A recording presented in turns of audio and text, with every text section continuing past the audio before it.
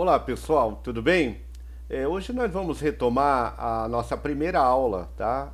Com suas atividades propostas. Naquela aula nós falamos um pouco sobre os conceitos entre imperialismo, tá?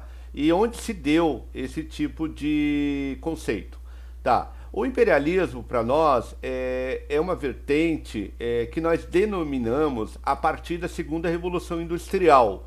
E isso se deu entre o final do século XIX e o começo do século XX, tá? É um determinado conjunto de políticas que teve como objetivos promover a expansão territorial, econômica, cultural de um país sobre outros. Nesse caso, esses países eram as nações europeias, principalmente Alemanha, França, Inglaterra, Bélgica, tá? Além da Europa, países como o Japão e também a Rússia, ok? Isso está traduzido num contexto histórico, ou seja, dentro de um tempo e um espaço, né? Já que a história estuda o tempo e o espaço, as ações humanas. Então, esse contexto se deu na Segunda Revolução Industrial, tá? Como todos vocês sabem, né? A Revolução Industrial, ela se deu num primeiro momento na Inglaterra, né? Com o aumento da produção de manufaturados, né? Então, essa industrialização aumentou a produção desses países industrializados, ok? E isso vai ocasionar o quê? Um aumento de mercados consumidores e também disputas territoriais. Para quê? Para a venda desse produto, né, dessas manufaturas, e também em busca de matérias-primas, né, matérias que é importante para poder desenvolver a sua indústria. Essa nova fase, que nós chamamos de capitalismo, é o capitalismo financeiro e monopolista, ou seja, há uma fusão entre interesses bancários dos grandes bancos em financiar atividades industriais, né, nesses países que vão ser novas colônias desses países que adentraram na segunda fase da Revolução Industrial. Alguns fatores são presentes nessa expansão imperialista, né? É o avanço tecnológico, as novas formas de energia, né, que é a energia elétrica, a energia movida a petróleo também, né, como combustível, e os avanços científicos da época, ok? Então, tudo isso, de alguma forma, vai desenvolver os meios de comunicações e os meios de transportes, né? É aí que surge também as ferrovias, né? Os grandes submarinos, grandes navios da época. Eu estou falando isso do período entre o final do século XIX para o século XX, tá bom?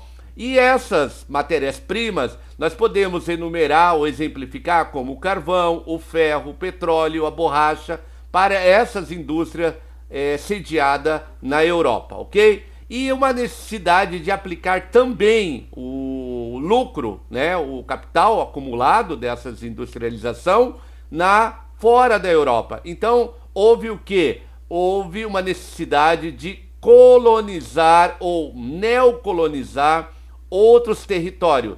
E aonde eles foram encontrar esse território farto de matéria-prima e também território que se encontrava num estágio da evolução, né, do capitalismo mais atrasado em relação à Europa. Eles vão achar onde? Eles vão à África, principalmente no continente africano.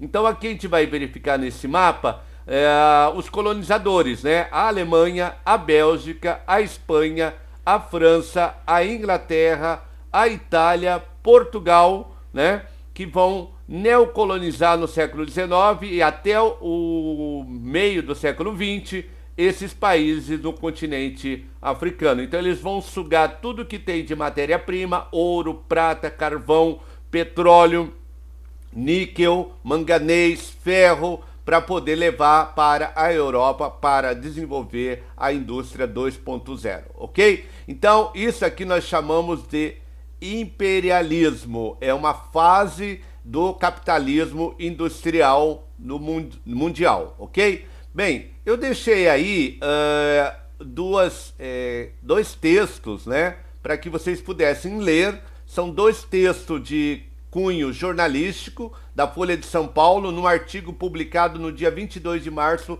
de 2018, afirmando que a Europa recebeu desde 2010 mais de 1 milhão de africanos. Vocês sabem que a Europa está sempre recebendo refugiados vindo da África. E a partir de 2017 esse número triplicou, né? Vocês estão vendo isso na televisão, nos jornais. E alguma das razões apontadas pelo jornal para a saída dessa população de seus países, né, seriam conflitos internos, instabilidade política e pouca confiança no futuro. Ou seja, eles buscam, né, melhores condições de vida, melhores condições de futuro.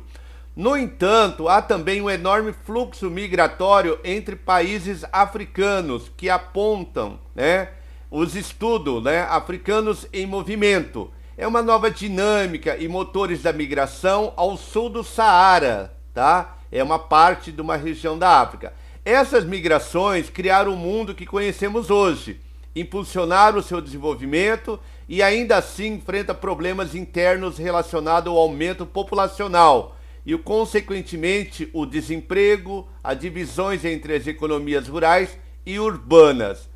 No texto 2, né, o texto 2 aqui, segundo o Banco Mundial, que é um banco de fomento e desenvolvimento que existe, tá? Que faz empréstimos subsidiados ou não subsidiados, ou seja, eles fomentam o desenvolvimento de países atrasados economicamente e em desenvolvimento.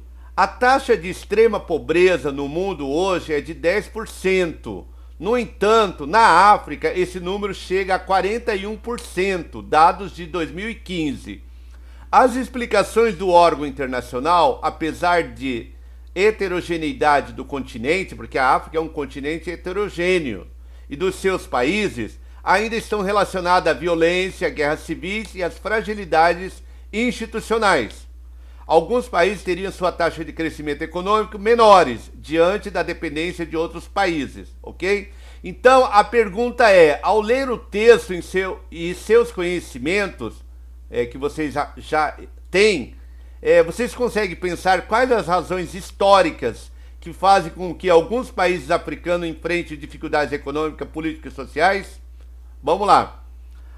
Qual é as razões históricas que levaram o continente a ser tão atrasado em termos de desenvolvimento econômico, né, desenvolvimento tecnológico? Eles foram dominados a partir do século XIX até o começo do século XX. Ou seja, alguns países na África ficaram sob colônia dos europeus até a década de 50 e os anos 70 do século XX. E isso atrasou, de alguma forma, o desenvolvimento de alguns países, em sua maioria. Outro fato, nós não podemos também classificar a África como a África branca, a África negra, né? Nós podemos incorrer em estereótipos, né? O continente africano, ele tem que ser visto na sua heterogeneidade, né? Ou seja, há diferenças culturais entre países. O continente africano tem mais de 70 países. Então nós temos que ver como um todo. A análise tem que ser feita a partir da sua história, da sua submissão em relação ao continente europeu, que deixou sequelas, né? Dividiu populações, dividiu tribos existentes, né? Tentando implantar uma religião única nesse país também, que foi a religião cristã, né, judaico-cristã europeia, tá bom? Então, essas são as razões para a gente encontrar as dificuldades econômicas, políticas e sociais na África no século XXI, tá bom? Então, nós precisamos ver com atenção, fazer uma reflexão e fazer uma análise, né? Não colocando todo mundo num barco só, porque é um país da diversidade cultural, é um país muito amplo, é um continente amplo, né? Onde tem diferenças muito abissais, né? Muito gritante entre países, alguns mais desenvolvidos,